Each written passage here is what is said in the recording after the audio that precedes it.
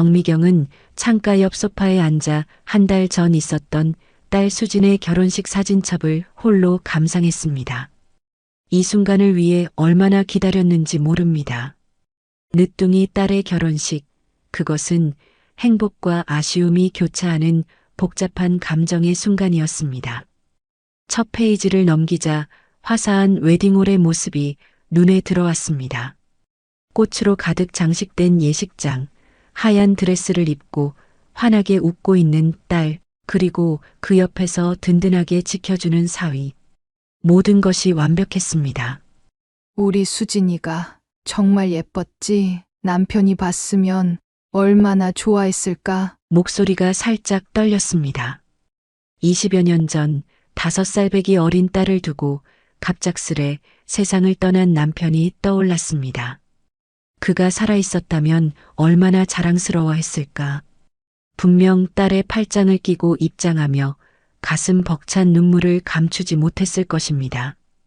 페이지를 하나씩 넘기며 미경은 그날의 순간들을 다시 되뇌었습니다. 모두 행복한 기억들이었습니다.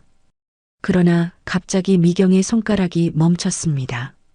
하객들의 단체 사진 한 구석에서 무언가 이상한 점을 발견했기 때문입니다. 사진 속 인물들 중 하나가 너무나 낯익었습니다. 하객 무리 한켠 구석에 서 있는 남자. 미경은 사진을 더 가까이 들여다보았습니다. 시간이 멈춘 듯 했습니다. 심장이 급격하게 뛰기 시작했습니다. 귀에서는 피가 솟구치는 소리가 들렸습니다. 온몸의 감각이 그 한 점을 향해 집중되었습니다. 손이 떨리기 시작했고 얼굴에서 핏기가 빠져나갔습니다. 이게 말이 돼? 당신 살아있었던 거야?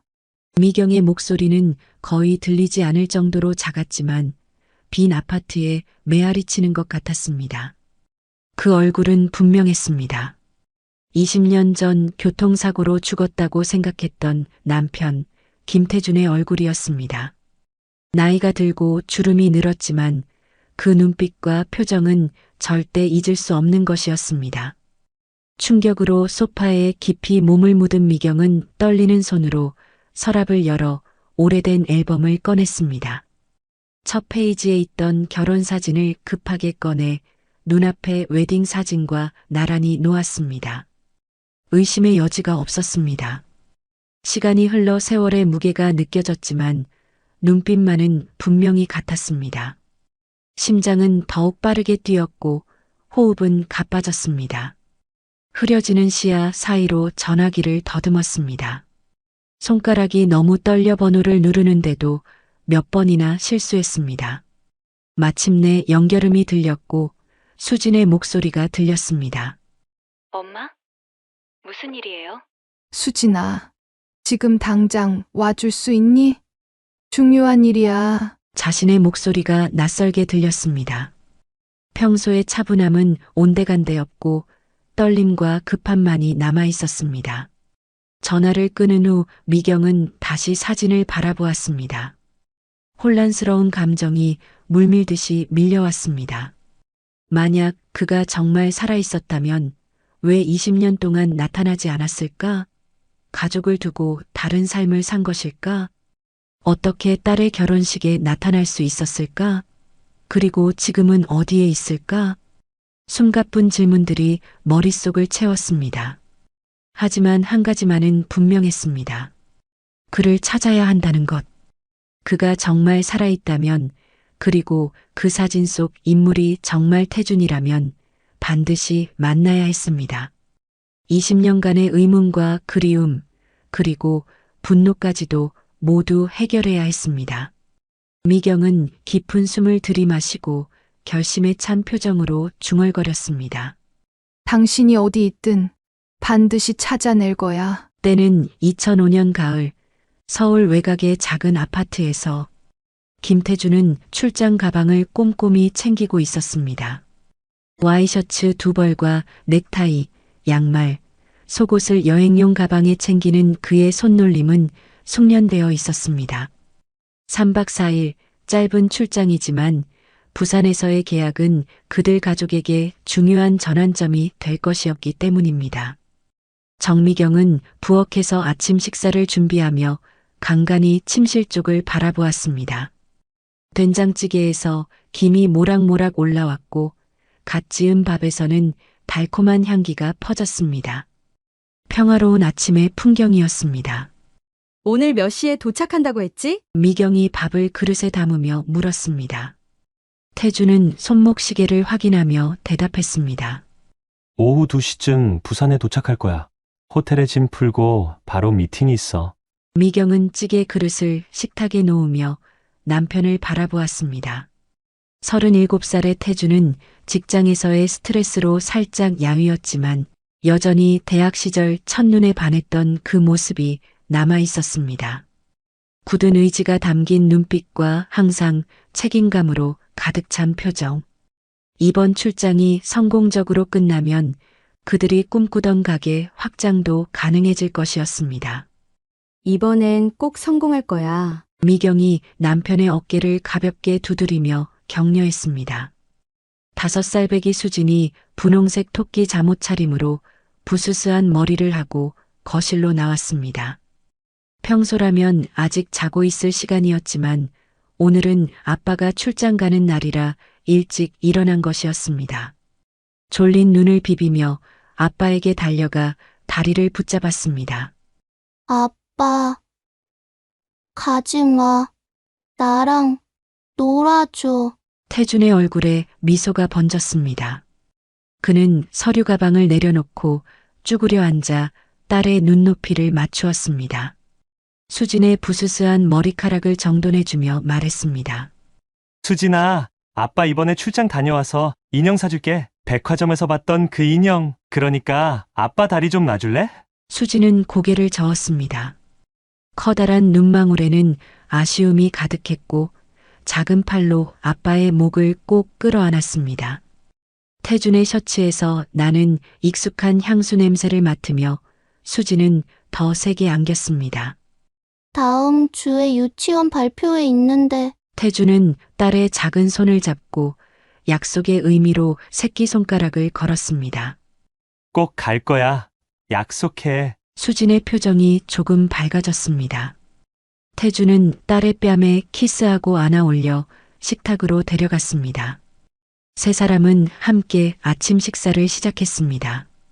수진은 아빠가 좋아하는 계란말이를 아빠 그릇에 하나 더 올려주었고 태준은 딸의 머리를 쓰다듬었습니다.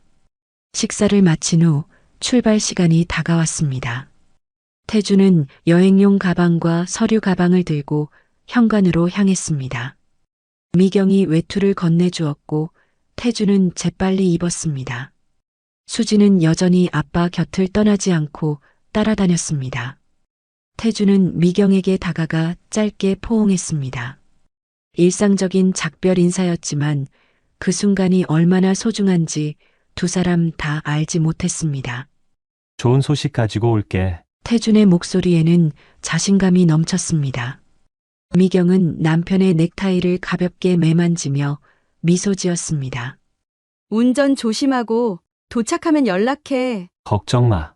안전운전할게. 마지막 작별 인사를 나누던 그 순간 시간이 멈춘 듯 했습니다.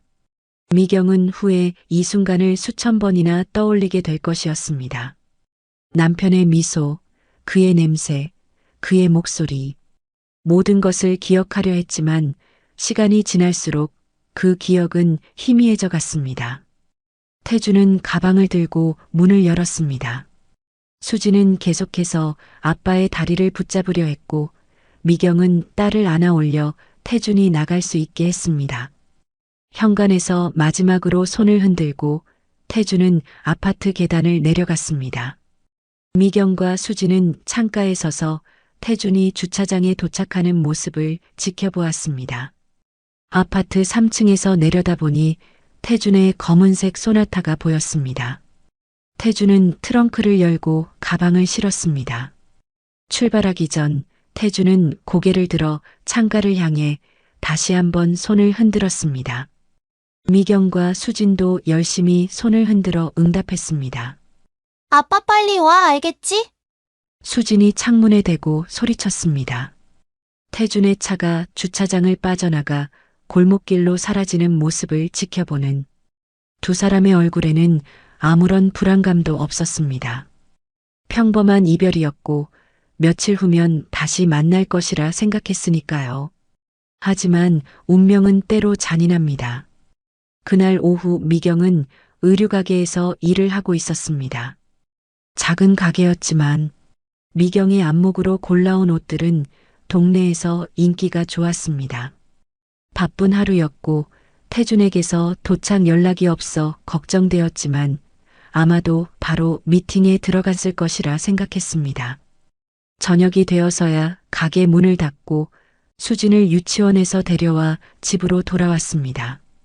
저녁 7시경 미경은 평소처럼 저녁 식사를 준비하고 있었습니다. 그때 텔레비전에서 뉴스가 흘러나왔습니다. 오늘 오후 경부고속도로 부산 방향 양산 부근에서 대형 연쇄 추돌 사고가 발생했습니다. 16대의 차량이 연쇄 추돌했으며 현재까지 5명의 사망자와 23명의 부상자가 보고되었습니다. 안개와 빗길로 인한 시야 불량이 사고의 원인으로 추정됩니다. 뉴스를 들은 순간 미경의 온몸에 전율이 흘렀습니다. 손에서 칼이 미끄러져 바닥에 떨어졌고 큰 소리에 수진이 놀라 부엌으로 달려왔습니다. 엄마, 왜 그래? 미경은 대답하지 못했습니다. 태주는 오늘 그 고속도로를 타고 부산으로 가는 중이었습니다. 불안감이 물밀듯이 밀려왔습니다. 급히 전화기를 들어 남편의 휴대폰으로 전화를 걸었지만 연결되지 않았습니다. 2번, 3번, 4번. 계속해서 전화를 걸었지만 항상 같은 음성 메시지만 들릴 뿐이었습니다. 지금은 전화를 받을 수 없습니다. 삐 소리 후 메시지를 남겨주십시오. 미경은 떨리는 목소리로 메시지를 남겼습니다. 여보, 나야 뉴스에서 사고 소식 봤어. 괜찮은 거지? 전화 받으면 바로 연락해줘. 시간이 갈수록 불안감은 커졌습니다.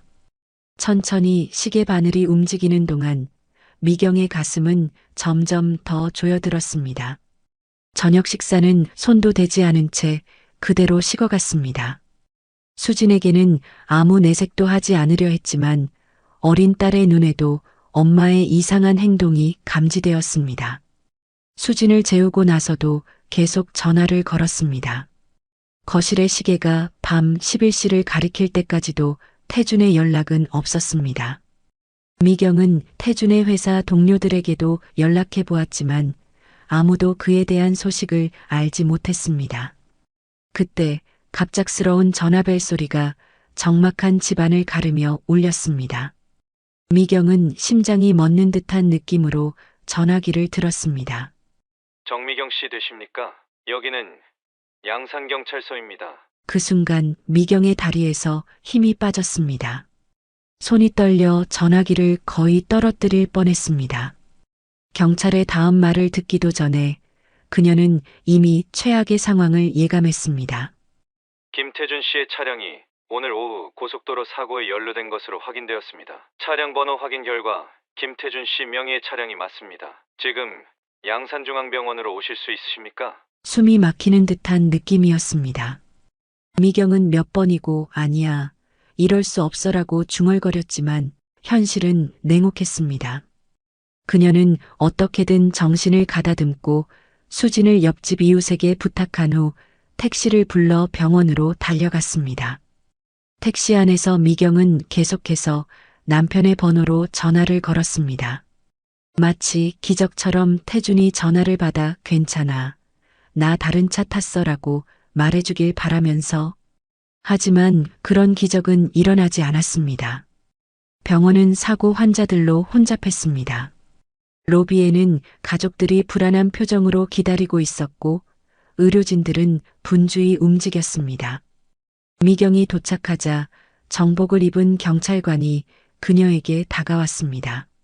정미경 씨세요? 저는 양산경찰서 교통과 박준호 경위입니다. 미경은 간신히 고개를 끄덕였습니다. 목이 메어 말이 나오지 않았습니다. 안내해 드리겠습니다. 이쪽으로 오세요. 그들은 병원 한쪽에 마련된 조용한 상담실로 들어갔습니다. 미경의 심장은 마구 뛰었습니다. 김태준 씨의 차량은 추돌 후 추가로 다른 차에 받쳐 심하게 파손됐습니다. 경찰관이 조심스럽게 말을 이어갔습니다. 차량은 가드레일을 뚫고 계곡 쪽으로 전복되었습니다. 미경은 손으로 입을 막았습니다. 상상조차 하기 힘든 광경이었습니다. 그럼 제 남편은 어디 있나요? 수술 중인가요? 미경의 목소리가 떨렸습니다. 경찰관의 표정이 더욱 무거워졌습니다. 그게 차량은 발견됐지만 운전자는 현장에서 찾지 못했습니다. 신분증과 소지품은 모두 불에 탔고 차량 내부에서 혈흔이 발견되었습니다. 미경은 믿을 수 없다는 표정으로 되물었습니다. 그게 무슨 말씀이세요? 제 남편이 사라졌다고요?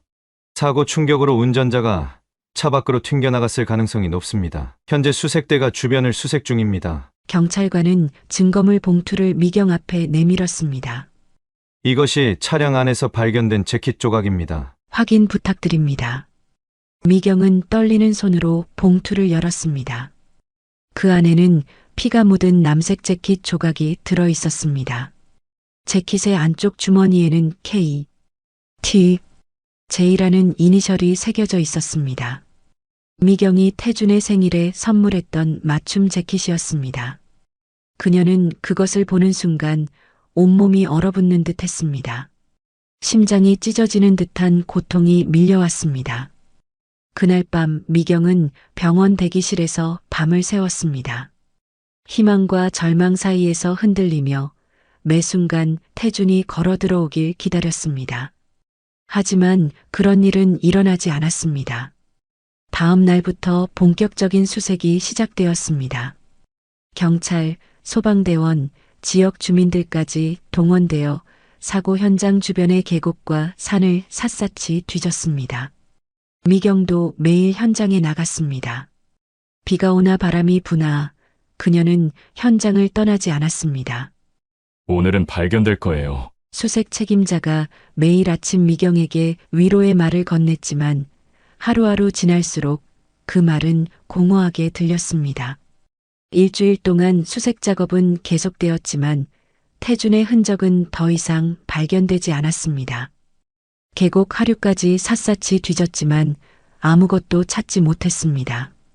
전문가들은 계곡의 급류에 휩쓸려 멀리 떠내려갔을 가능성이 높다는 의견을 내놓았습니다. 마침내 일주일이 지난 후 경찰은 공식적으로 수색 종료를 선언했습니다. 생존 가능성이 희박하다는 판단이었습니다. 미경은 그 소식을 듣는 순간 무릎이 꺾였습니다. 병원 복도에 무너지듯 주저앉았습니다. 미경의 절규가 병원 복도에 울려 퍼졌습니다. 하지만 현실은 잔인했습니다. 더 이상 할 수 있는 것이 없었습니다. 수색은 종료되었고 태준은 법적으로 실종 추정 사망 처리되었습니다. 집으로 돌아온 미경은 수진을 꼭 안았습니다. 5살 수진은 무슨 일이 일어났는지 완전히 이해하지 못한 채 울고 있는 엄마를 바라보기만 했습니다. 아빠는 언제 와? 수진이 물었습니다. 미경은 대답하지 못했습니다. 어떻게 어린 딸에게 아빠가 다시는 돌아오지 않을 거라고 말할 수 있을까요? 그저 더 세게 딸을 안아줄 뿐이었습니다. 그날 밤 미경은 수진이 잠든 후 홀로 거실에 앉아 태준의 사진을 바라보며 밤을 지새웠습니다. 그 후 몇 주 동안 미경은 삶과 죽음 사이에서 표류하는 듯한 느낌이었습니다. 법적인 절차, 보험 처리, 재산 정리, 모든 것이 악몽 같았습니다. 그리고 마침내 시신 없는 장례식을 치를 날이 왔습니다. 장례식 날 하늘에서는 비가 세차게 내렸습니다. 마치 하늘도 미경의 슬픔에 동참하는 것 같았습니다. 검은 상복을 입은 미경은 수진의 작은 손을 꼭 잡고 납골당으로 향했습니다. 빈관으로 치른 장례식이었기에 남편의 위패만이 그곳에 모셔졌습니다. 여보, 어디 있는 거야? 미경은 위패 앞에서 속삭였습니다. 정말 이대로 끝난 거야? 미경은 딸과 함께 위패 앞에 무릎을 꿇었습니다. 수진은 엄마를 따라 고사리 같은 손으로 절을 했습니다. 아빠가 하늘나라로 갔다는 말만 들었을 뿐 그 의미를 완전히 이해하지는 못했습니다. 여보, 수진이 잘 키울게요. 걱정하지 마세요. 미경의 목소리가 흐느낌으로 끊어졌습니다. 잘 가요. 비가 내리는 소리가 미경의 흐느낌 소리를 덮었습니다. 그날 미경은 남편과의 영원한 이별을 받아들였습니다. 적어도 그녀는 그렇게 생각했습니다. 남은 인생을 딸과 함께 살아가며 태준의 기억만을 간직한 채 살아갈 것이라고 결심했습니다. 하지만 그때는 20년 후에 일어날 일을 아무도 예상하지 못했습니다. 죽었다고 생각했던 남편이 살아있었다는 충격적인 진실을, 그리고 그를 딸의 결혼식 사진을 통해 발견하게 될 거라고는 상상조차 하지 못했습니다.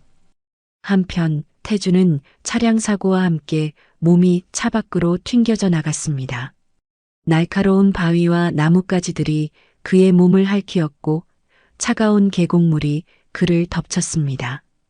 의식이 완전히 사라지기 전 마지막으로 떠오른 것은 가족의 얼굴이었지만 그마저도 순식간에 어둠 속으로 사라졌습니다. 얼마나 시간이 흘렀는지 모를 물살에 떠밀려 태준의 몸은 계곡 하류의 작은 마을 근처까지 떠내려갔습니다. 그날 새벽 물고기를 잡으러 나온 노인이 계곡가에 쓰러진 한 남자를 발견했습니다. 여기 사람이 있어요. 빨리 와보세요. 노인의 다급한 외침에 마을 사람들이 모여들었습니다. 피투성이가 된 태준은 가까스로 숨만 붙어 있는 상태였습니다. 신분증도 지갑도 휴대폰도 없었습니다. 오직 찢어진 옷과 심하게 다친 몸만이 그가 누구인지를 알려줄 단서였지만 그곳에서는 아무도 그를 알아보지 못했습니다. 마을 사람들은 급히 그를 트럭에 실어 40km 떨어진 작은 병원으로 이송했습니다.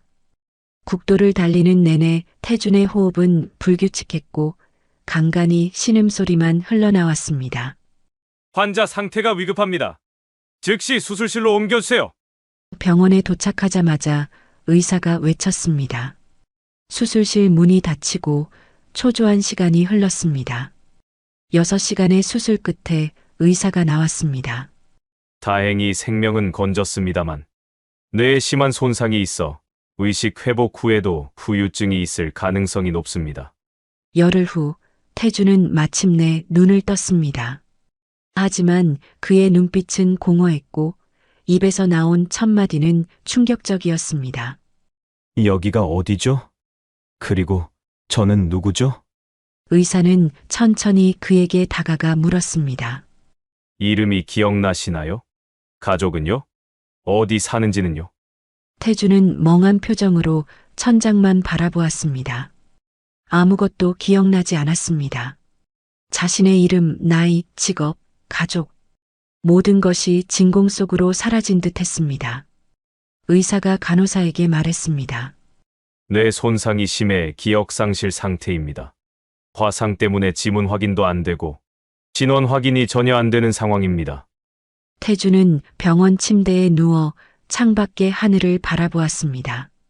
푸른 하늘과 흰 구름이 유유히 흘러가는 모습은 평화로웠지만 그의 마음은 혼란스러웠습니다. 자신이 누구인지도 모른 채 날마다 같은 질문을 반복했습니다. 저는 누구인가요? 왜 아무도 저를 찾지 않나요? 간호사들은 안타까운 표정으로 그를 돌봤고 의사는 천천히 회복될 거라며 위로했지만 시간이 지나도 기억은 돌아오지 않았습니다. 수개월간의 치료와 재활 끝에 몸은 회복되었지만 기억은 여전히 어둠 속에 갇혀 있었습니다. 마침내 6개월 후 태준은 퇴원을 앞두게 되었습니다. 담당 의사는 그에게 마지막 상담을 해주었습니다. 몸은 거의 회복되었지만 기억은 시간이 더 필요할 것 같습니다. 하지만 희망을 잃지 마세요. 때로는 특정 장소나 소리, 냄새가 기억을 촉발시킬 수 있습니다. 태준은 고개를 끄덕였습니다. 이제 어디로 가야 할지 모르겠습니다. 태준의 목소리에는 불안함이 가득했습니다. 의사는 그의 어깨를 토닥이며 말했습니다. 당신의 과거도 중요하지만 앞으로의 삶도 소중합니다. 새로운 시작도 생각하세요. 병원에서는 사회복지 담당자를 통해 임시 주거지와 기초생활비를 제공했지만 그것은 일시적인 도움일 뿐이었습니다. 태주는 이제 자신의 삶을 스스로 개척해야 했습니다. 퇴원 후 태주는 정처 없이 떠돌았습니다. 처음에는 건설 현장에서 일용직으로 일했습니다. 무거운 시멘트 포대를 나르고 벽돌을 싸는 일은 힘들었지만 일을 마치고 받는 일당은 생존을 위한 최소한의 수단이 되었습니다. 때로는 식당에서 설거지를 하기도 했고 전단지를 돌리거나 청소부로 일하기도 했습니다. 그는 작은 고시원방에서 생활했습니다. 좁은 공간에 놓인 간이 침대와 작은 책상이 전부였지만 그에게는 그만한 공간도 충분했습니다. 하루하루를 살아가는 것만으로도 버거웠기 때문입니다. 간혹 꿈에서 희미한 얼굴들이 나타났습니다. 따뜻한 미소를 짓는 여자, 작은 손으로 자신을 부르는 아이. 하지만 눈을 뜨면 그 모든 것이 안개처럼 사라졌습니다. 그렇게 10여 년의 시간이 흘러 어느 비 오는 날 태주는 버스 정류장 벤치에 앉아 있었습니다. 일거리를 찾아 여러 곳을 돌아다녔지만 그날은 운이 없었습니다. 차가운 빗물이 그의 옷을 적셨고 허기진 배는 꼬르륵 소리를 냈습니다. 그때 눈에 들어온 것은 정류장 광고판에 붙은 작은 구인 광고였습니다. 사회복지센터 경비원 모집, 성실하신 분, 숙소 제공. 다음 날 태주는 광고에 적힌 주소로 찾아갔습니다. 낡은 건물이었지만 따뜻한, 기분 좋은 느낌이 드는 곳이었습니다. 면접은 간단했습니다. 센터장은 그의 이력서를 보며 물었습니다. 이름이 정석인가요? 그는 기억을 잃은 후 정석이라는 이름으로 살아가고 있었습니다. 왜 정석이라는 이름을 선택했는지는 자신도 알지 못했습니다. 그저 문득 떠오른 이름이었습니다. 센터장은 그의 이력서를 보고 고개를 끄덕였습니다. 좋습니다. 내일부터 출근하시죠. 센터 뒤편에 직원 숙소가 있으니 오늘 짐을 옮기셔도 됩니다. 사회복지센터 경비원이라는 직업은 그에게 안정과 소속감을 주었습니다. 매일 아침 일찍 일어나 센터 주변을 청소하고 방문객들을 안내하고 밤에는 순찰을 돌았습니다. 단순한 일이었지만 그는 그 일에 의미를 두었습니다. 그리고 센터 직원들의 따뜻한 말 한마디가 그의 하루를 빛나게 했습니다. 시간이 흐를수록 정석은 센터의 든든한 지킴이가 되었습니다. 하지만 운명은 때로 놀라운 방향으로 흘러갑니다. 사회복지센터에 변화의 바람이 불어왔습니다. 김수진 25살의 그녀가 긴장된 표정으로 센터 앞에 섰습니다. 대학에서 사회복지학을 전공하고 첫 직장으로 이곳을 선택한 그녀에게 오늘은 특별한 날이었습니다.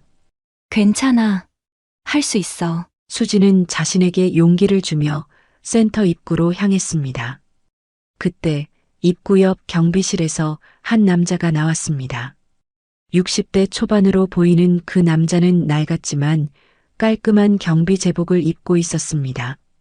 정석, 10년 동안 이 센터를 지켜온 경비원이었습니다. 그의 머리카락은 반백이 되었고 얼굴에는 세월의 흔적이 깊게 패여 있었지만 눈빛만은 여전히 따뜻했습니다. 안녕하세요. 수진이 밝게 인사했습니다.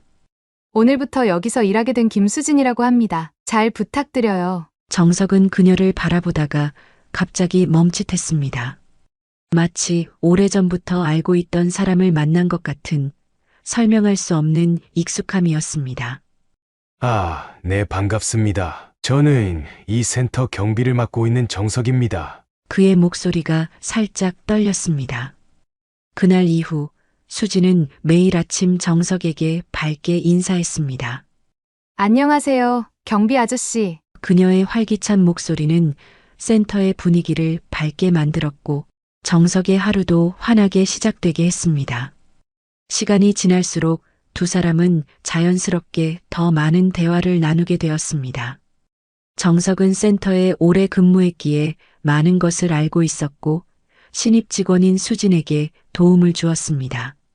정석 아저씨는 정말 모르는 게 없으세요. 수진이 감탄했습니다. 정석은 쑥스러운 듯 웃으며 대답했습니다. 오래 있다 보니 그렇죠.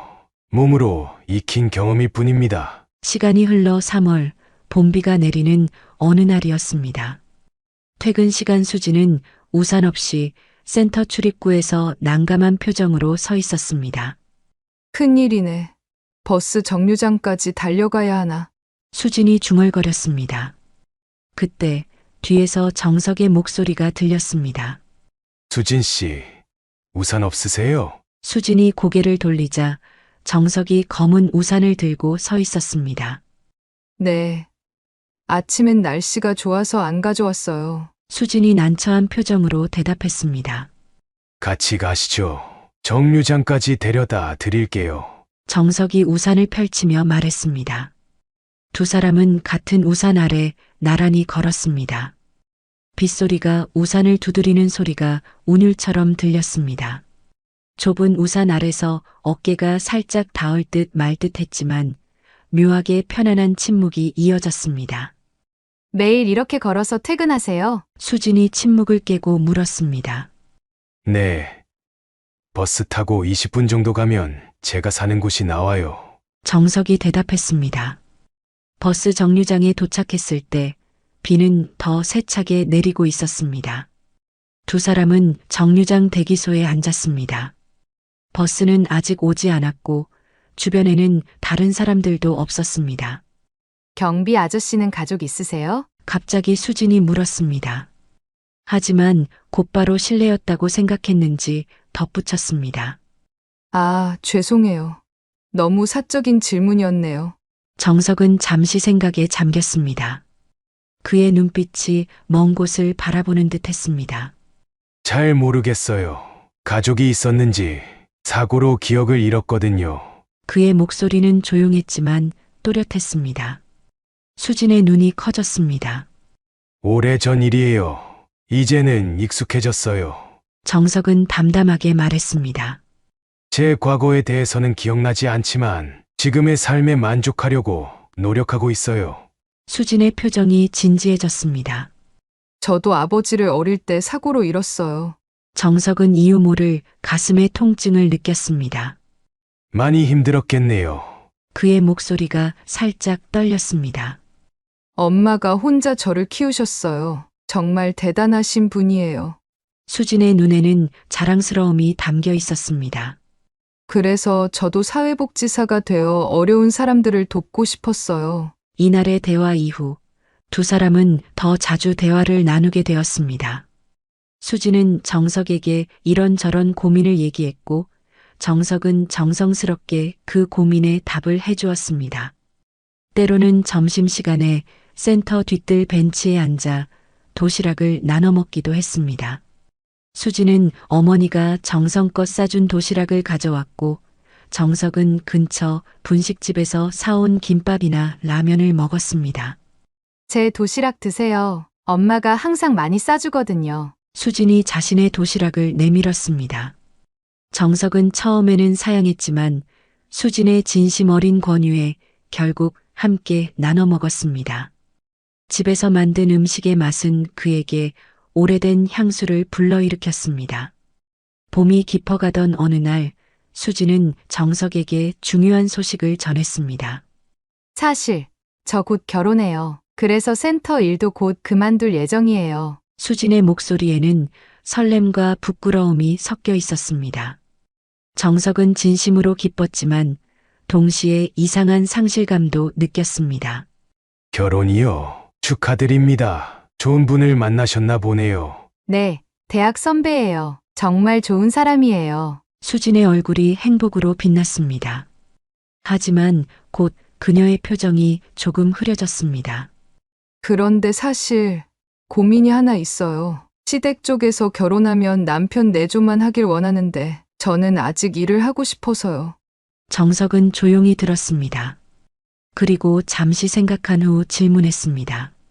수진 씨의 꿈은 뭐였나요? 수진은 망설임 없이 대답했습니다. 사람들을 돕는 거요. 특히 길 잃은 사람들을. 정석의 눈에 깊은 이해의 빛이 어렸습니다. 그럼 그 꿈 포기하지 마세요. 당신이 행복해야 가족도 행복할 수 있어요. 물론 가족 간의 입장도 있고 그게 제 말처럼 쉽진 않지만 꿈을 잃지 않으면 이룰 수 있는 시기가 올 겁니다. 수진은 그의 말에 깊은 감동을 받았습니다. 마치 아버지의 조언을 듣는 것 같은 느낌이었습니다. 정말 감사해요. 제가 흔들릴 때마다 항상 현명한 조언을 해주시네요. 그 대화 이후 수진의 결혼식 일주일 전 수진은 정석에게 작은 봉투를 건넸습니다. 경비 아저씨가 제 사회생활의 멘토였어요. 꼭 제 결혼식에 와주세요. 수진의 얼굴에는 진심 어린 감사의 표정이 담겨 있었습니다. 정석은 봉투를 받아들었습니다. 봉투 위에는 정성스럽게 정석 아저씨께라고 쓰여 있었습니다. 봉투를 열자 결혼식 초대장이 나왔습니다. 그는 초대장을 바라보며 묘한 감정에 사로잡혔습니다. 기쁨, 자랑스러움, 그리고 설명할 수 없는 슬픔이 그의 가슴을 채웠습니다. 꼭 가겠습니다. 정석의 목소리가 살짝 떨렸습니다. 그날 밤 정석은 자신의 작은 방에 앉아 초대장을 다시 펼쳐보았습니다. 김수진 앤드 이준호의 결혼식에 초대합니다라는 글귀 아래 날짜와 장소가 적혀 있었습니다. 그는 수진의 이름을 가만히 쓰다듬었습니다. 그녀의 밝은 미소, 따뜻한 마음씨가 떠올랐습니다. 마치 내 딸 같아. 정석은 중얼거렸습니다. 그는 알지 못했습니다. 수진이 정말로 그의 딸이라는 사실을, 그리고 이 결혼식이 운명적인 재회의 시작이 될 것이라는 사실을. 화사한 봄날 서울 시내의 한 웨딩홀 앞에서 정석은 긴장한 표정으로 서 있었습니다. 낡은 구두를 반짝반짝 닦고 20년 동안 단 한 번도 입지 않은 정장을 입었지만 여전히 초라해 보이는 느낌이 있었습니다. 그는 주변의 화려한 하객들 사이에서 이방인처럼 서 있었습니다. 고급 외제차에서 내리는 하객들, 명품 가방을 든 여성들, 값비싼 슈트를 입은 남성들 사이에서 그는 마치 잘못 들어온 사람 같았습니다.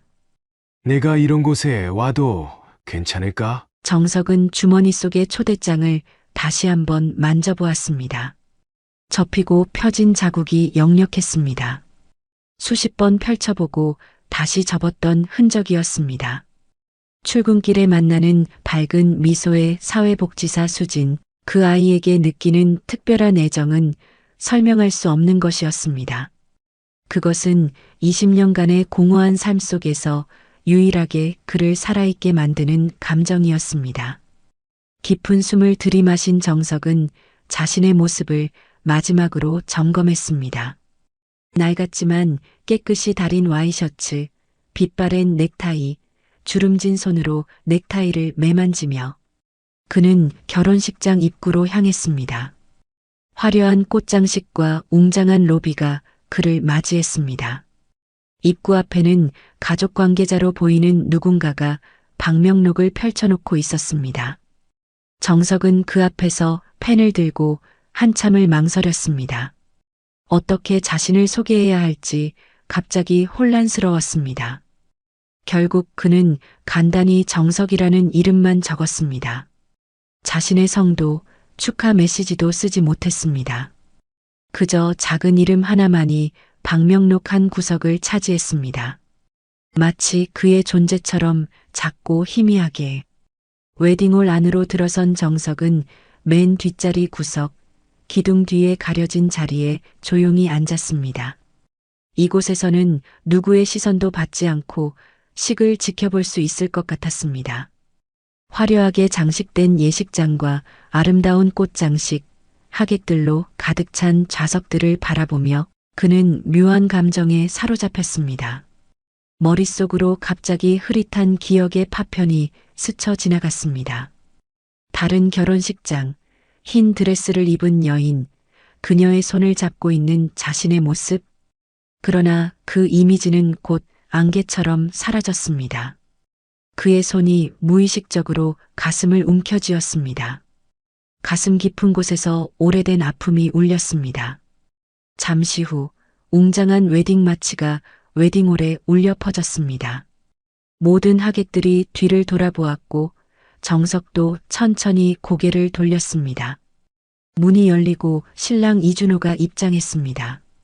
그리고 이어서 웨딩 드레스를 입은 수진이 나타났습니다. 하얀 드레스를 입은 그녀는 마치 천사처럼 빛나고 있었습니다. 그녀의 미소는 온 예식장을 환하게 비추는 듯 했습니다. 정석의 가슴이 뭉클해졌습니다. 마치 자신의 딸이 결혼하는 것을 보는 것 같은 감동, 그러나 동시에 견딜 수 없는 슬픔이 밀려왔습니다. 눈시울이 뜨거워졌습니다. 그는 눈물을 참기 위해 입술을 깨물었습니다. 그러나 그 다음 순간 그의 시선은 수진의 팔짱을 끼고 입장하는 여성에게 고정되었습니다. 품위 있는 한복을 입은 중년 여성, 수진의 어머니 정미경이었습니다. 그녀를 본 순간 정석의 심장은 마치 멈출 것처럼 빠르게 뛰기 시작했습니다. 정석은 숨이 막힐 듯한 느낌으로 미경을 바라보았습니다. 왜 이렇게 익숙한 느낌이 들지? 왜 이렇게 가슴이 아픈 거지? 머릿속에 갑자기 더 많은 이미지들이 스쳐 지나갔습니다.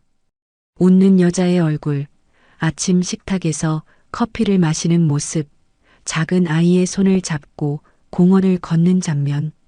그러나 그 얼굴들은 여전히 흐릿했고 이내 물 위의 잔상처럼 사라졌습니다. 정석의 손이 떨렸습니다. 입술이 바싹 말랐습니다. 무언가 중요한 것, 그의 삶에서 가장 소중한 것이 바로 앞에 있는데 그는 그것을 인식하지 못하고 있다는 막연한 느낌이 들었습니다.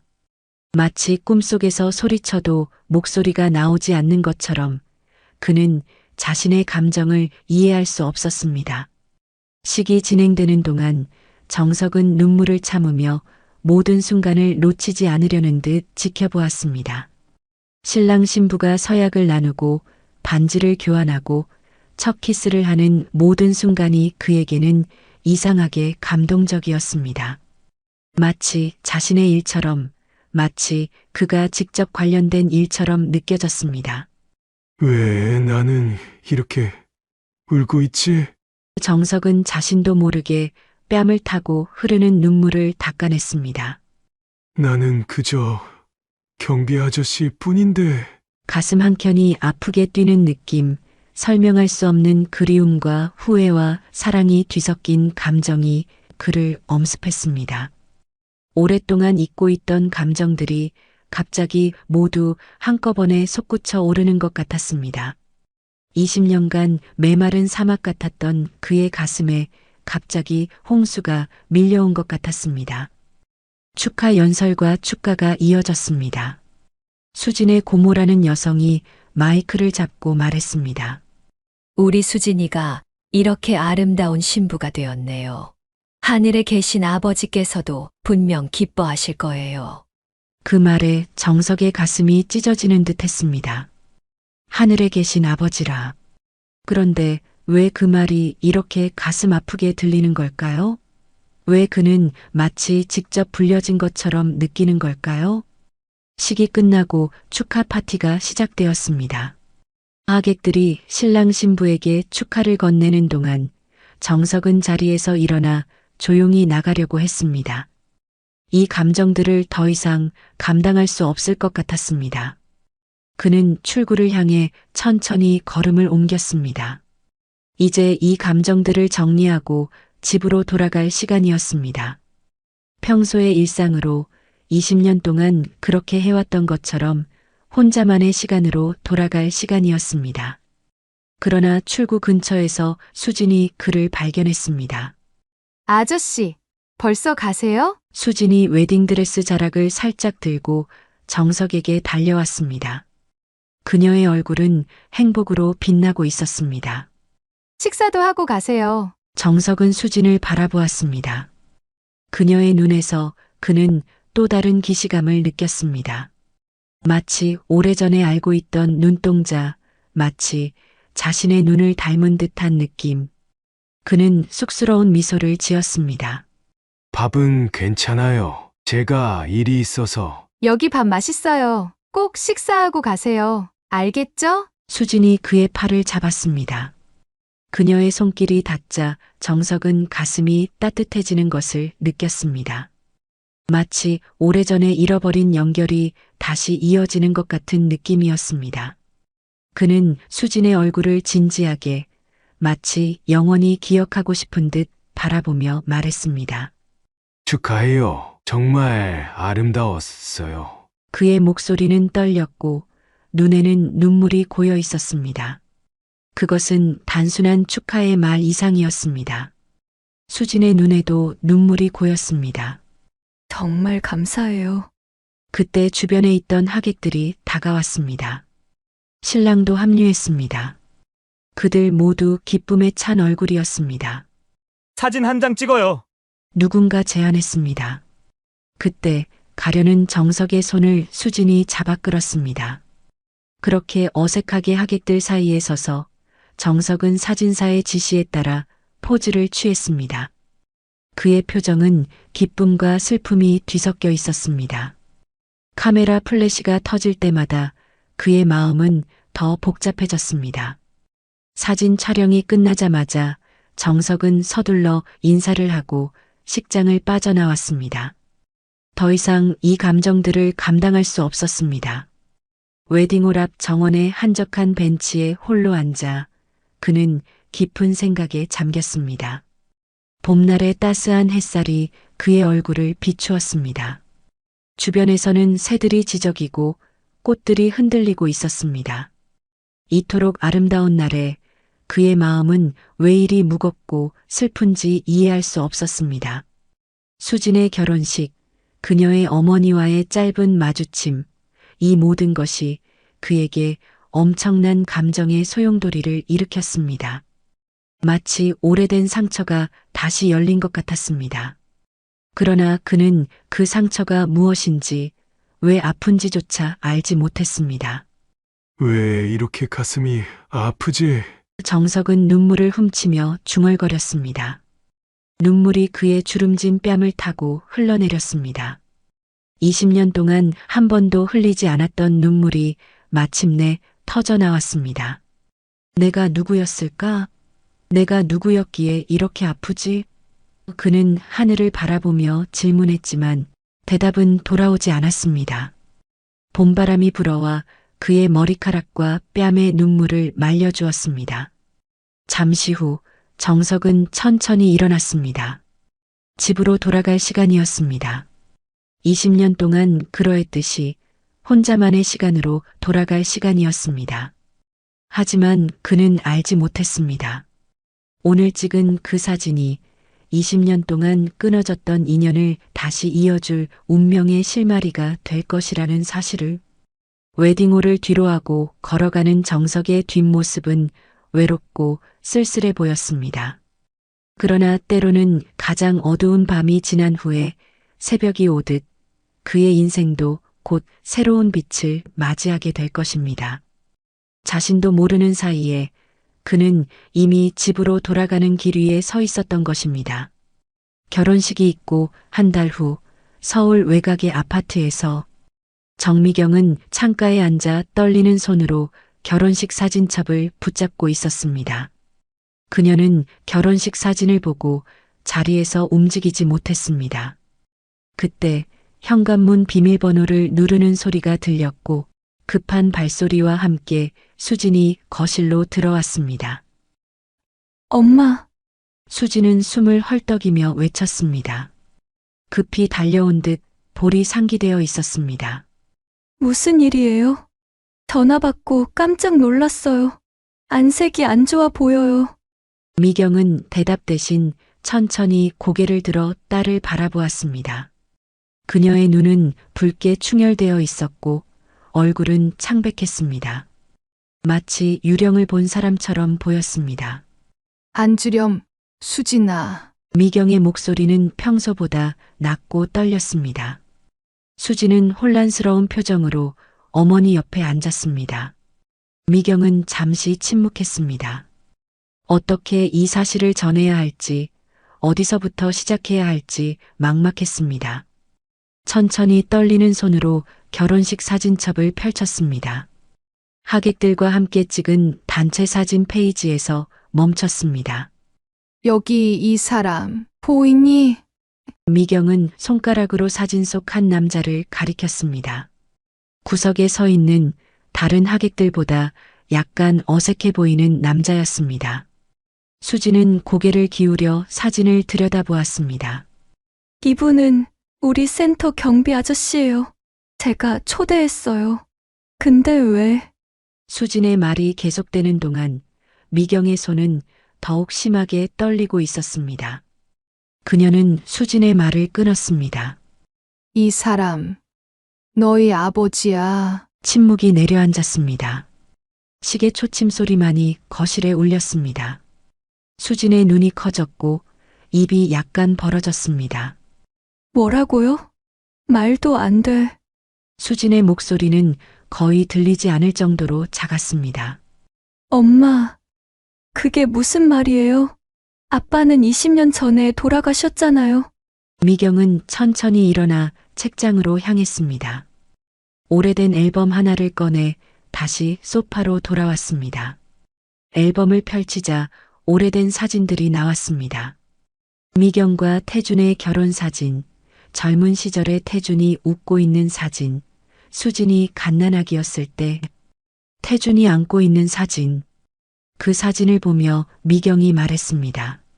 그래, 너는 모를 수 있지만 나는 알아. 나이가 들어 얼굴이 많이 변했지만 그의 눈빛은 여전해. 어떻게 이런 일이? 수지는 손가락으로 결혼 사진 속 아버지의 얼굴을 어루만지듯 쓰다듬었습니다. 수진의 눈에서 눈물이 흘러내렸습니다. 처음에는 천천히, 이내 홍수처럼 쏟아졌습니다. 그녀의 어깨가 흐느낌으로 떨렸습니다. 미경은 딸의 어깨를 감싸 안았습니다. 그녀의 눈에도 눈물이 고여 있었습니다. 나도 믿기지 않아, 수진아. 20년 동안 모든 사람이 그가 죽었다고 생각했는데. 잠시 후 미경이 떨리는 목소리로 물었습니다. 아빠랑 얘기는 해봤니? 수지는 눈물을 닦으며 고개를 끄덕였습니다. 네. 사고로 기억을 잃었다고 하셨어요.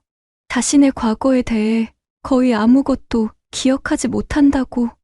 미경의 눈에서도 눈물이 흘러내렸습니다. 그래서 우리에게 돌아오지 못했던 거구나. 수지는 갑자기 자리에서 벌떡 일어났습니다. 그녀의 눈에는 당황과 급박함이 서려 있었습니다. 엄마, 빨리 센터에 가봐야 해요. 미경도 급히 일어섰습니다. 무슨 일이니? 경비 아저씨가, 아니, 아빠가 곧 일을 그만둔다고 했어요. 제가 결혼하기 전에 얘기한 거라 지금 안 계실지도 몰라요. 수진의 목소리가 떨렸습니다. 일단 가봐요. 지금 당장 가지 않으면 또다시 아빠를 잃을지도 몰라요. 두 사람은 서로를 바라보았습니다.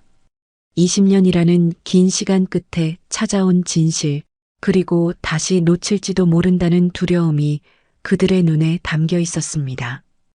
가자. 미경은 결연한 표정으로 말했습니다. 수진이 재빨리 차 키를 집어들었습니다. 두 사람은 급히 아파트를 나섰습니다. 수진이 운전대를 잡았고 미경은 조수석에 앉았습니다.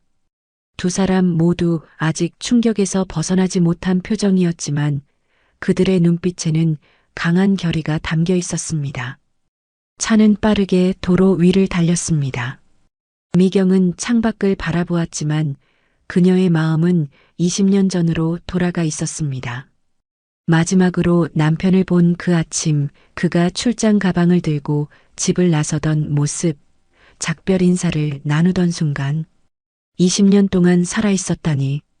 그것도 딸과 같은 건물에서 일하고 있었다니. 마침내 사회복지센터에 도착했습니다. 두 사람은 서둘러 차에서 내렸습니다.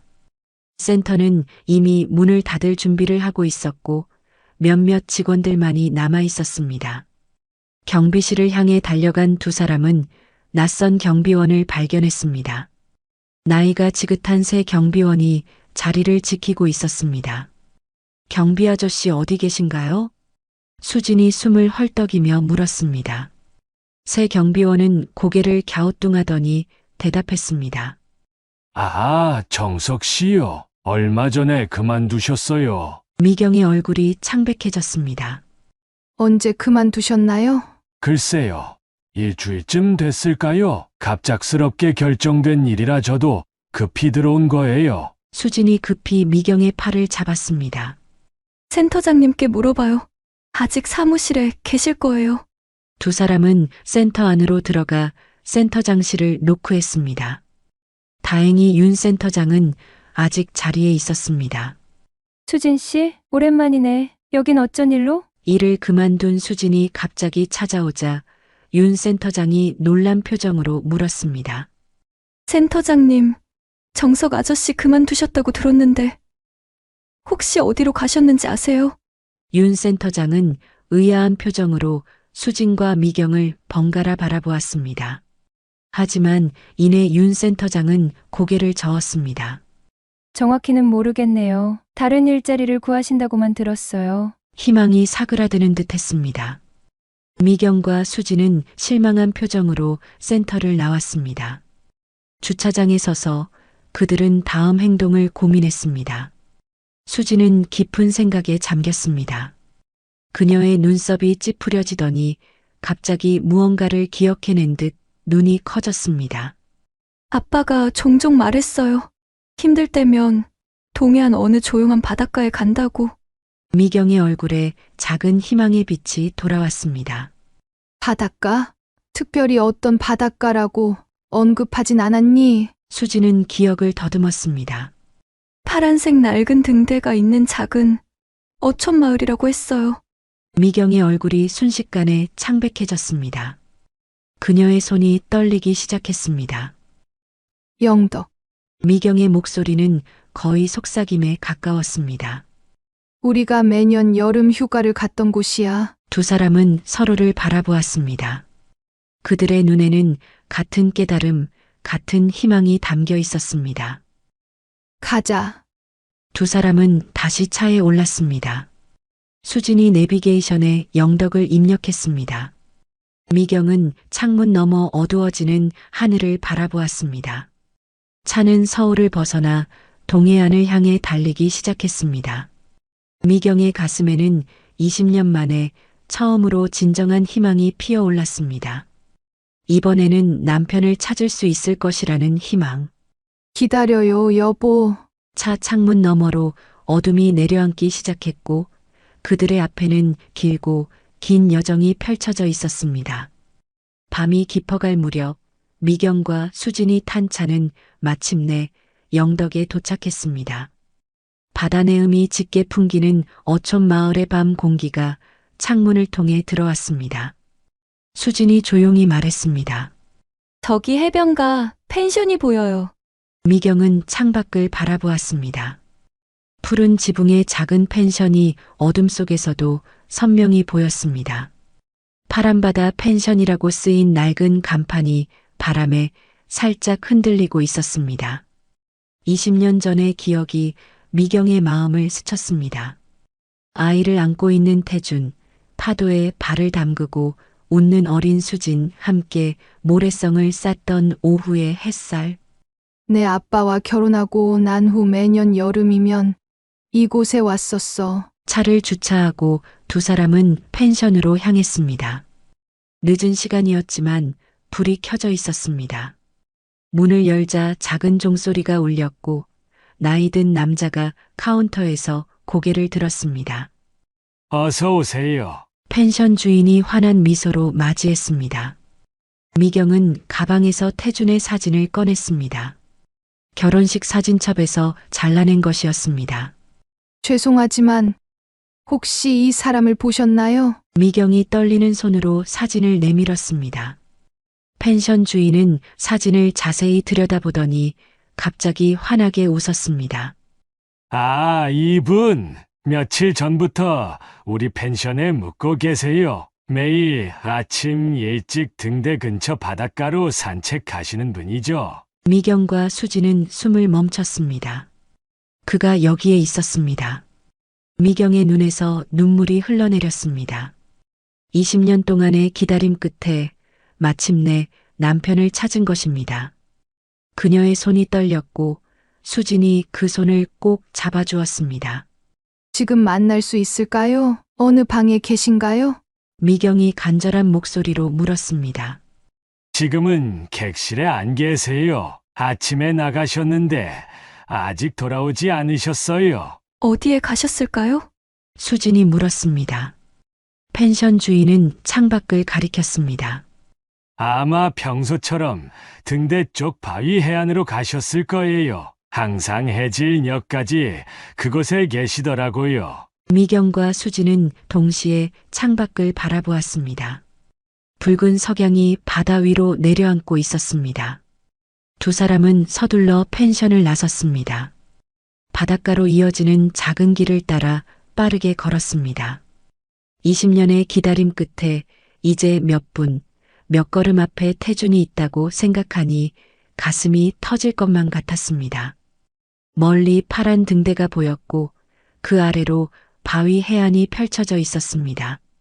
그리고 그 바위 해안 위 바다를 향해 앉아 있는 한 남자의 실루엣이 보였습니다.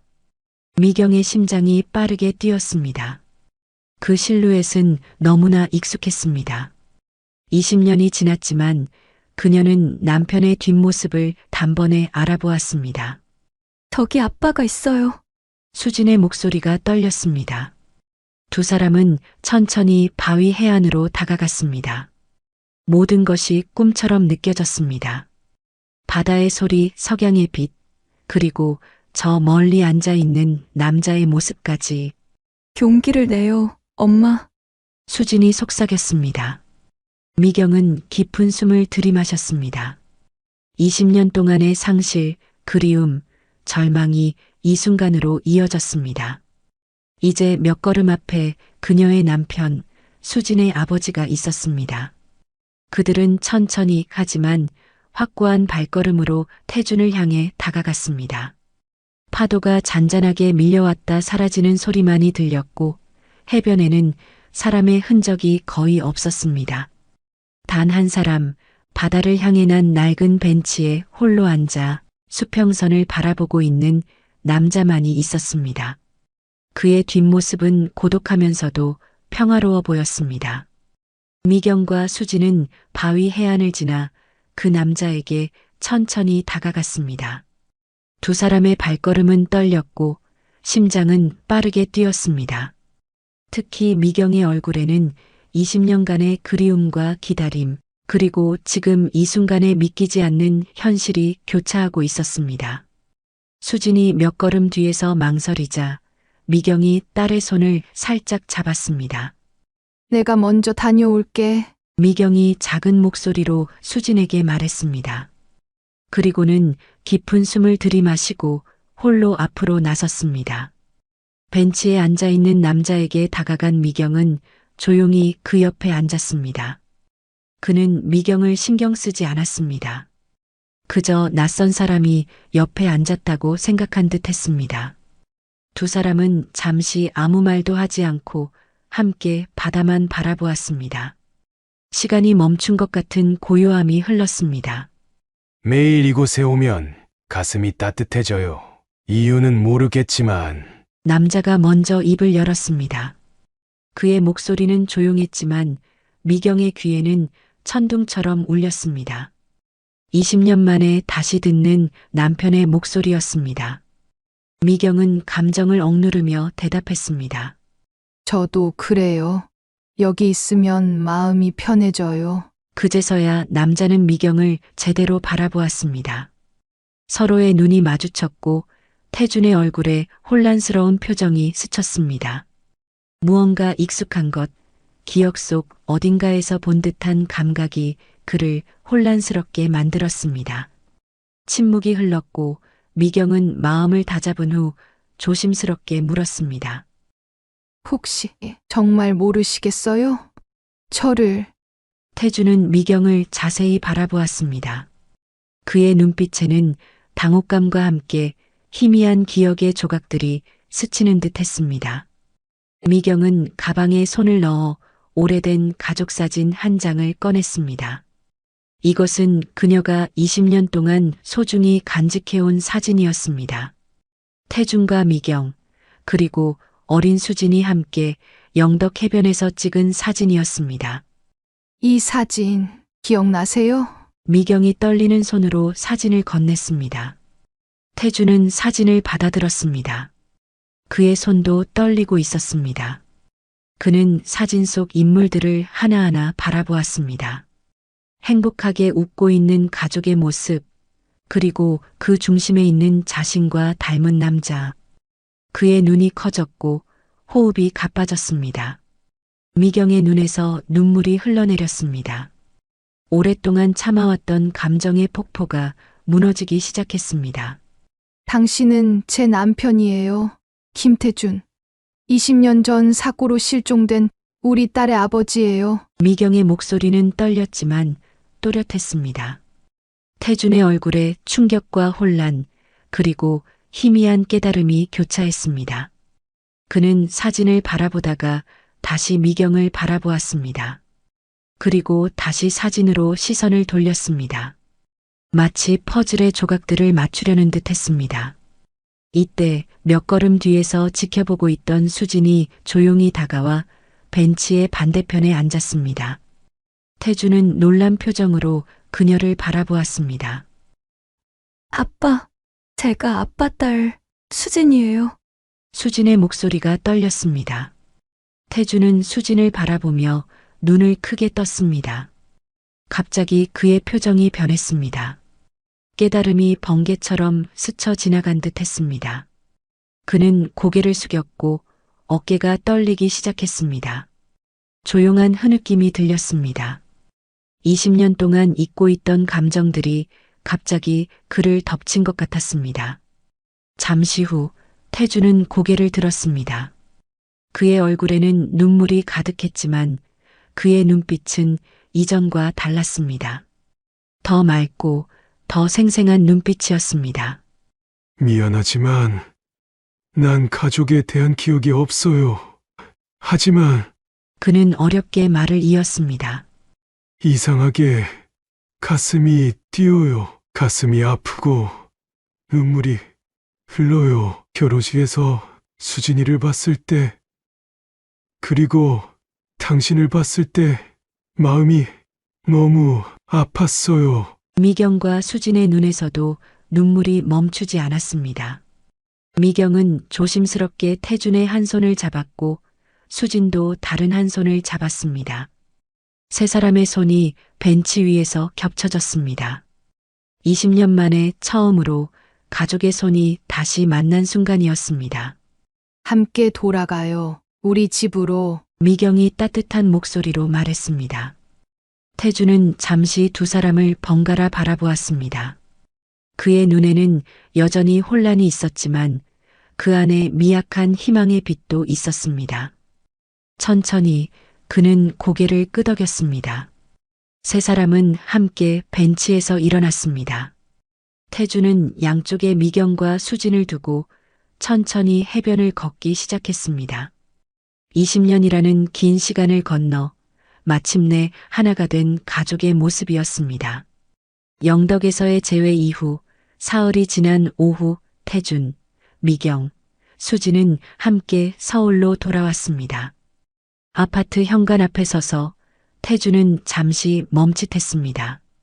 20년 동안 그가 정석으로 살아온 시간과 이전에 김태준으로 살았던 기억 사이에는 여전히 깊은 단절이 있었습니다. 괜찮아요. 천천히 적응하면 돼요. 미경이 그의 손을 잡으며 말했습니다. 그녀의 눈에는 이해와 인내가 담겨 있었습니다. 문이 열리고 태주는 조심스럽게 집 안으로 발을 들였습니다. 낯설지만 묘하게 익숙한 공간이었습니다. 여기가 우리 집이었군요. 태준의 목소리는 조용했지만 그 안에는 복잡한 감정이 담겨 있었습니다. 네, 우리 집이에요. 미경이 미소 지으며 대답했습니다.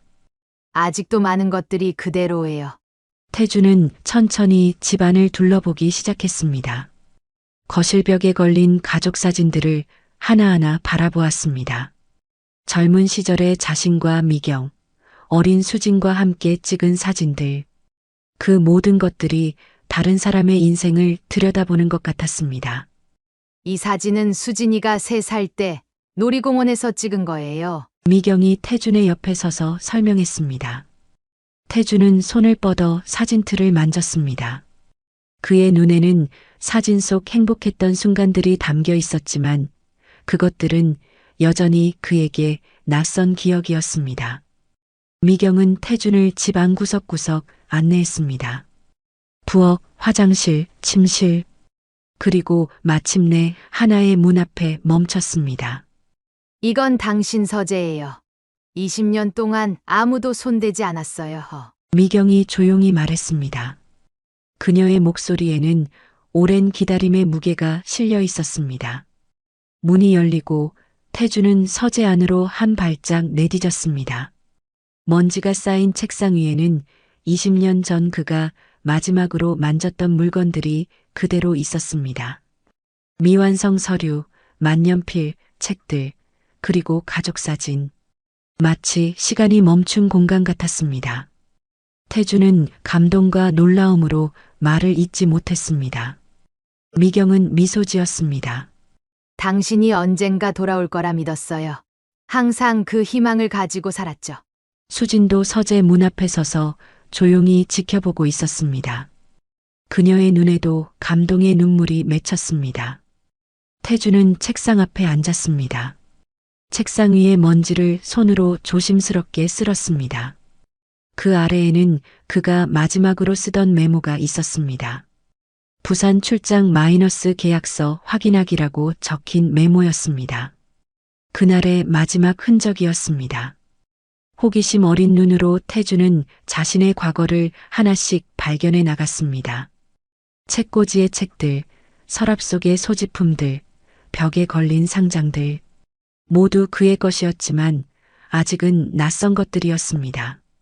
저녁이 되자 세 사람은 거실 소파에 나란히 앉았습니다. 미경이 따뜻한 차를 준비해 왔고 수지는 옛 앨범을 무릎 위에 올려놓았습니다. 천천히 이야기해 드릴게요. 미경이 태준의 손을 잡으며 말했습니다.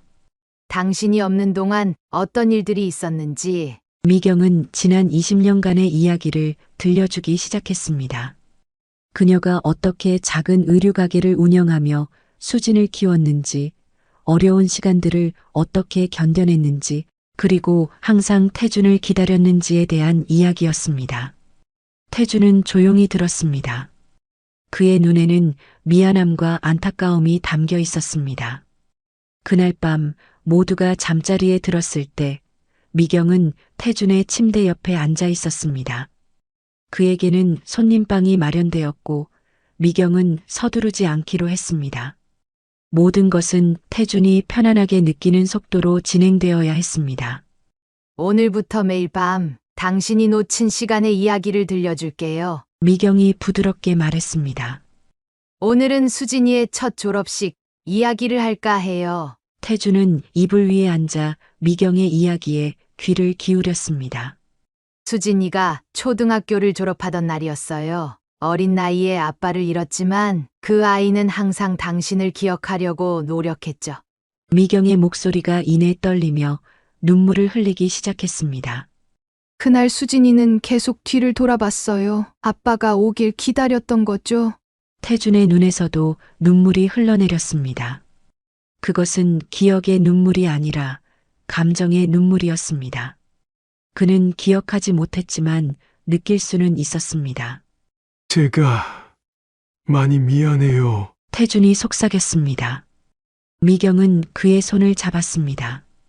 당신 잘못이 아니에요. 다음 날은 수진이 남편과 함께 아파트로 왔습니다. 그녀는 커다란 상자를 들고 있었습니다. 이건 제가 모아둔 성장 앨범과 비디오예요. 주말마다 조금씩 보여드릴게요. 수진이 미소 지으며 말했습니다. 그들은 함께 거실 소파에 앉아 비디오를 재생했습니다. 세 사람은 함께 웃고 울며 비디오를 보았습니다. 태주는 자신이 놓친 딸의 성장 과정, 그리고 미경이 혼자 감당했을 고통을 이해했습니다. 그의 기억은 여전히 돌아오지 않았지만 마음은 이미 집을 찾은 것 같았습니다. 이것이 바로 그가 20년 동안 그리워했던 곳, 그가 속한 곳이었습니다. 고마워요. 이제 집에 돌아온 것 같네요. 태준이 미경과 수진을 바라보며 말했습니다. 그렇게 사라진 시간을 채우는 과정이 시작되었습니다. 하루하루 한 이야기씩, 한 추억씩, 그들은 함께 20년의 공백을 메워나갔습니다. 그것은 긴 여정이 될 것이지만 적어도 이제 그들은 함께였습니다. 그 후 1년이 지난 어느 날이었습니다. 5월의 따뜻한 햇살이 내리쬐는 가운데 한 가족이 탄 차가 영덕으로 향하고 있었습니다. 미경과 태준, 그리고 수진과 그녀의 남편 준호까지 네 사람이 함께하는 여행이었습니다. 1년이 벌써 지났네요. 1년 전까지 그는 기억을 잃은 정석이었지만 지금은 다시 김태준으로 살아가고 있었습니다. 미경은 남편을 바라보며 미소 지었습니다. 그래요. 정말 꿈 같은 1년이었어요. 뒷좌석에서는 수진과 준호가 조용히 대화를 나누고 있었습니다.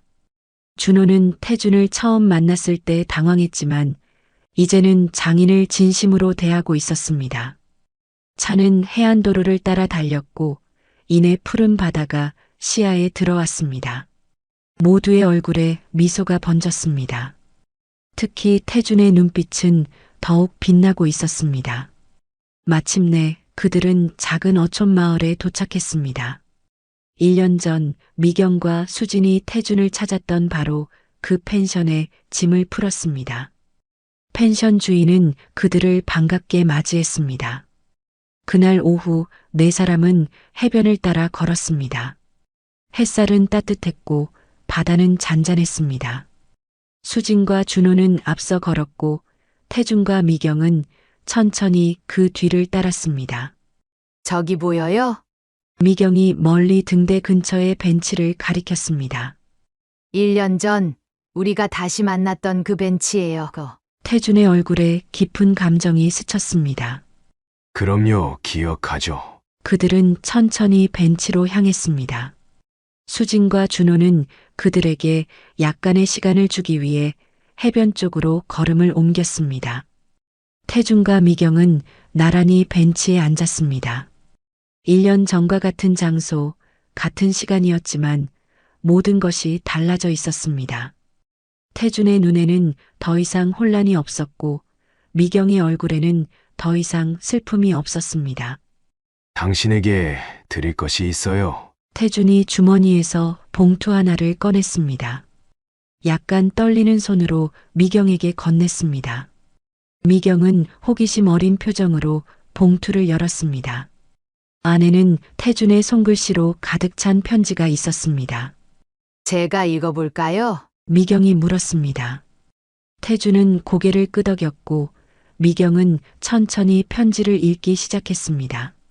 사랑하는 당신에게 1년 전 그 벤치에서 당신이 내게 와주지 않았다면 나는 여전히 정석이라는 이름으로 공허한 삶을 살고 있었을 것입니다. 당신은 나에게 이름을 돌려주었고 가족을 돌려주었고 삶의 의미를 돌려주었습니다. 기억은 완전히 돌아오지 않았지만 매일 당신을 사랑하는 법을 새롭게 배우고 있습니다. 20년이라는 시간 동안 당신은 나를 기다렸고 이제 남은 평생 동안 나는 당신과 함께할 것입니다. 그 어떤 사고나 기억 상실도 우리의 인연을 끊지 못했듯이 앞으로도 그 어떤 것도 우리를 갈라놓지 못할 것입니다. 영원히 당신을 사랑합니다. 당신의 태준 올림. 편지를 다 읽은 미경의 눈에서는 눈물이 흘러내렸습니다. 그것은 슬픔의 눈물이 아니라 깊은 감동과 행복의 눈물이었습니다. 고마워요, 여보. 미경이 속삭였습니다. 태주는 그녀의 손을 잡았습니다. 그들의 눈이 마주쳤고 그 안에는 20년의 세월과 1년의 치유가 담겨 있었습니다. 이때 수진과 준호가 다시 다가왔습니다. 태주는 일어나 세 사람을 바라보았습니다. 그의 얼굴에는 깊은 깨달음이 어려 있었습니다. 이제는 알겠어요. 내 마음이 이곳을 찾은 이유를. 태준이 조용히 말했습니다. 내 기억은 잊었어도 내 영혼은 잊지 않았던 거예요. 이곳은 우리 가족의 행복이 담긴 곳이니까요. 태주는 미경과 수진의 손을 잡았고 준호도 함께 원을 이루어 섰습니다. 네 사람은 함께 노을이 물드는 바다를 바라보았습니다. 이제 그들은 진정한 가족이 되었습니다. 과거의 상처는 치유되었고 미래는 희망으로 빛나고 있었습니다. 바다 위로 붉은 노을이 점점 더 짙게 물들어갔습니다. 그들의 웃음소리가 바다 바람을 타고 멀리 퍼져나갔습니다. 그들의 이 아름다운 이야기, 그리고 그들의 사랑은 영원히 계속될 것입니다.